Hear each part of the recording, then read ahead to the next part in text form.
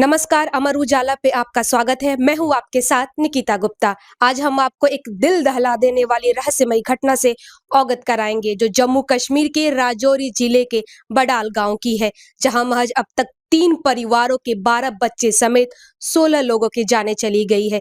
क्या है इन मौतों के पीछे का राज? क्या ये कोई गंभीर बीमारी है या फिर बड़ी साजिश है?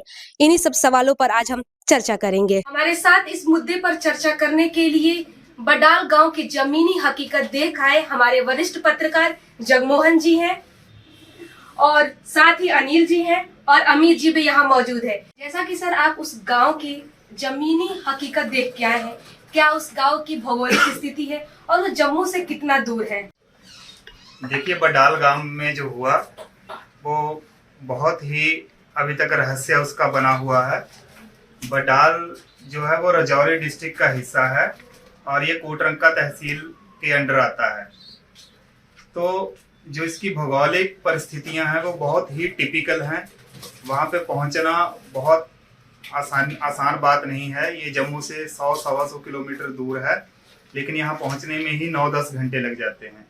जहाँ पे ये बडाल गांव की सीमा शुरू होती है, वहाँ से जिन घरों में ये हादसा हुआ, ये दुखदाई घटना हुई, उन घरों तक पहुँचने में ही 2-3 घंटे पैदल लग जाते हैं।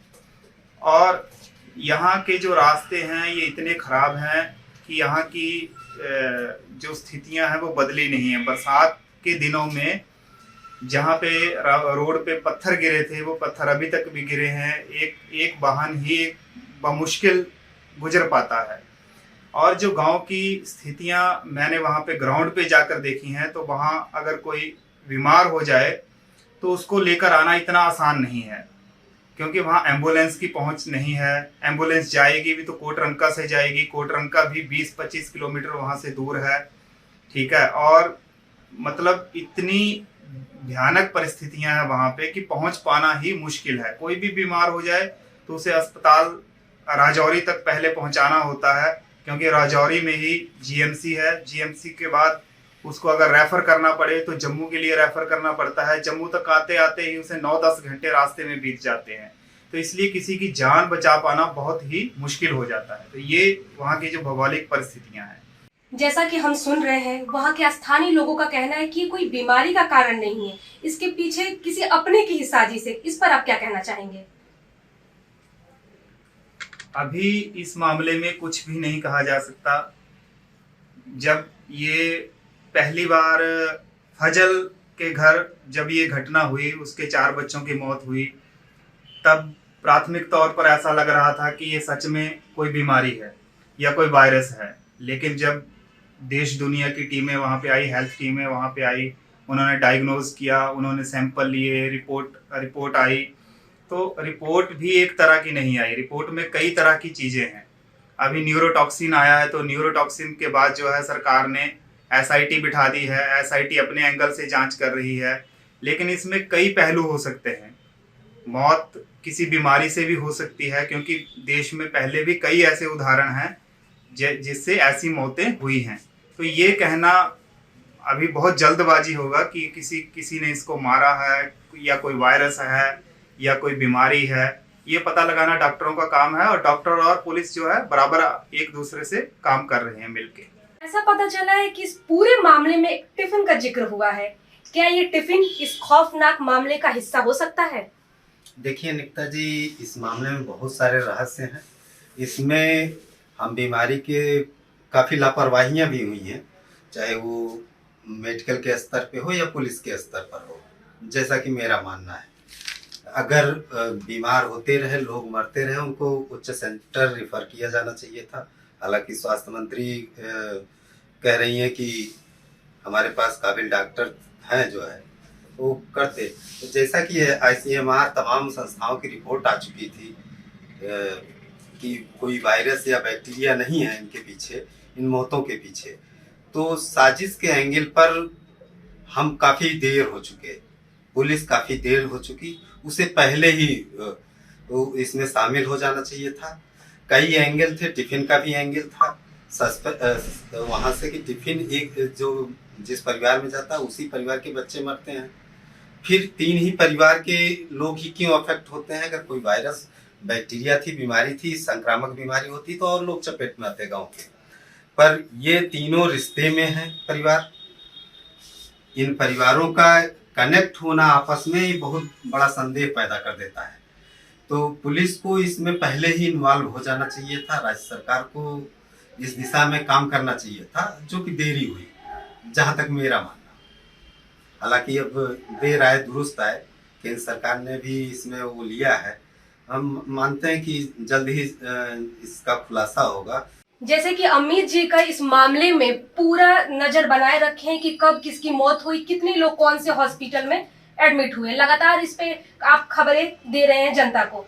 तो सर मेरा आपसे सवाल है कि एम्स पीजीआई जैसे बड़े संस्थान है, फिर भी इन बच्चों को पहले क्यों नहीं उन अस्पतालों में भर्ती कराया गया, आखिर क्यों?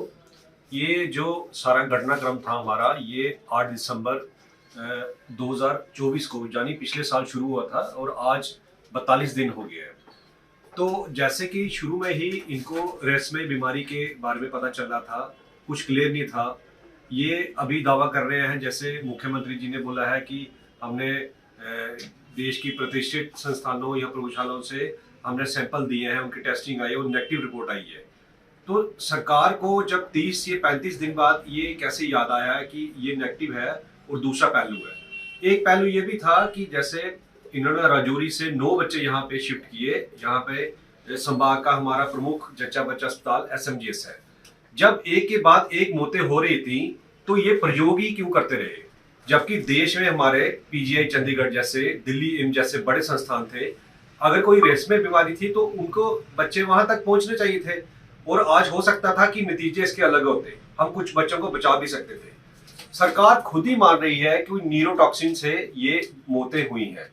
हमें सरकार से ये बताना चाहिए कि जब न्यूरोटॉक्सिन की बात कर रहे हैं तो हमारे पास क्या न्यूरोटॉक्सिन का इलाज है, क्या हम उतनी हमारे पास क्षमता है कि हम इस बीमारी से सामना कर सकें या लड़ सकें या बच्चों को बचा सकें। तो ये सीधा सीधा है कि इलाज में कहीं ना कहीं चूक हुई है, जिसको हमारे स्वास्थ्य विभाग को मानना चाहिए। का कहना है कि ये जो मौतें हो रही न्यूरोटॉक्सिन की वजह से हो रही, ये न्यूरोटॉक्सिन क्या होता है?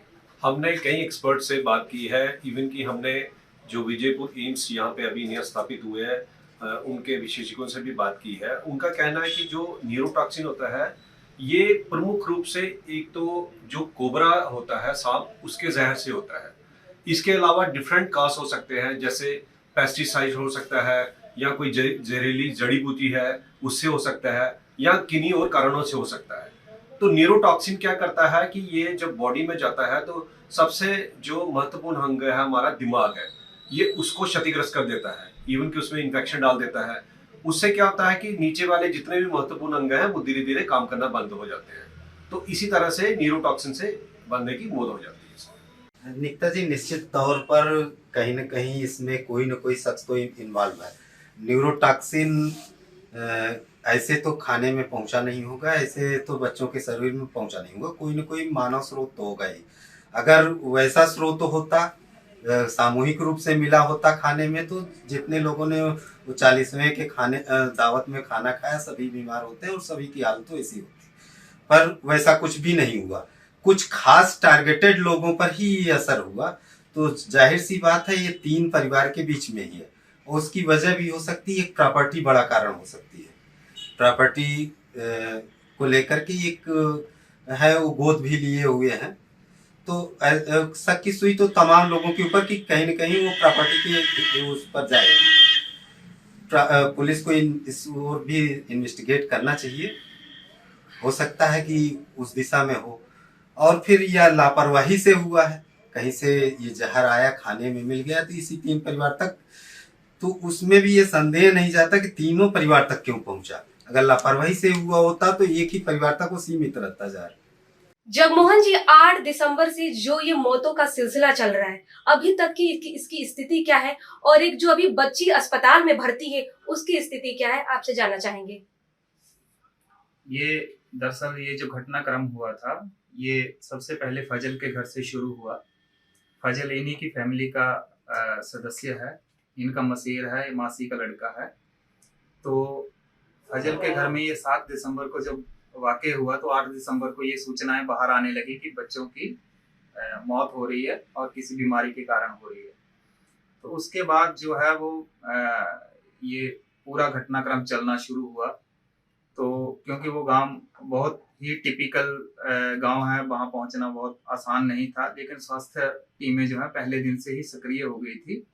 लेकिन सरकार जो है वो सरकार के लोग जो हैं या स्वास्थ्य मंत्रालय जो है वो 37वें दिन जाके एक्टिव हुआ। अगर पहले एक्टिव होता तो ज़्यादा इसमें कुछ किया जा सकता था। तो अभी तक जो हालात हैं वो 2 घरों पे ताले लटक चुके हैं। मोहम्मद फजल का जो पहला घर है जहाँ पे बच्चों की डेथ हुई थी, वहाँ ताला लगा हुआ है, ठीक है। और जो मोहम्मद असलम है जहाँ अंतिम इंसिडेंट हुआ, वहाँ भी ताला लग चुका है। मोहम्मद असलम को अब टेंट में रखा गया है। तो जो आज की लेटेस्ट अपडेट है वो ये है कि आर्मी वहाँ पे पहुँच गई है और आर्मी जो है लोगों की सेवा में लगी है। वहाँ पे खाना पानी, ब्रेड, दाल रोटी पहुंचाना जो है ये आर्मी काम कर रही है। तो 2 घरों में ताला लग चुका है। तीसरा घर जो है रफीक का घर है। रफीक के घर में 4 बच्चे बचे हैं। रफीक के 3 बच्चों की मौत हुई है और उसकी जो गर्भवती पत्नी थी 6 मंथ से, उसकी मौत हुई है। तो अभी जो हॉस्पिटलाइज्ड हैं वो असलम की जो पत्नी है वो हॉस्पिटलाइज्ड है। उनको रात को वहां से लाया गया है, बडाल गांव से रात को लाया गया राजौरी, और राजौरी के बाद फिर देर रात उनको जम्मू शिफ्ट किया गया है। उनकी जो हालत है वो अभी स्थिर बताई जाती है। जो असलम की बच्ची है उसकी हालत अभी नाजुक है। वो कभी डॉक्टर उसको वेंटिलेटर पर ले जा रहे हैं, कभी वो ठीक हो रही तो वेंटिलेटर से हटा दे रहे हैं, लेकिन उसकी हालत नाजुक बनी हुई है। हम तो दुआ करते हैं कि वो बच्ची बचे। अभी क्या होगा इस मामले में अभी कुछ भी नहीं कहा जा सकता। ये घटनाक्रम सारा हुआ है। सबसे पहले अमर उजाला ने अपने दर्शकों और पाठकों के लिए एक कर्तव्य के तौर पर पहाड़ी क्षेत्र में पहुंचकर सबसे पहले हमने इसको कवरेज किया और इस सारे मामले को उजागर किया, जिसके बाद हमारे राज्य सरकार में मुख्यमंत्री ने इसको गंभीरता से लिया और एक मीटिंग की। उसके बाद केंद्र सरकार ने भी इसको गंभीरता से लेते हुए कल एक अंतर मंत्रालय जो है टीम का गठन किया है। इसमें सीधे तौर पर केंद्रीय गृह मंत्री अमित शाह ने ही हस्तक्षेप किया है। आज बताया जा रहा है कि टीम दिल्ली से यहाँ जम्मू पहुँच गई है। टीम ने जीएमसी जम्मू में सभी अधिकारियों से, संबंधित अधिकारियों के साथ मीटिंग की है, बैठक की है और पूरा ब्यौरा लिया है।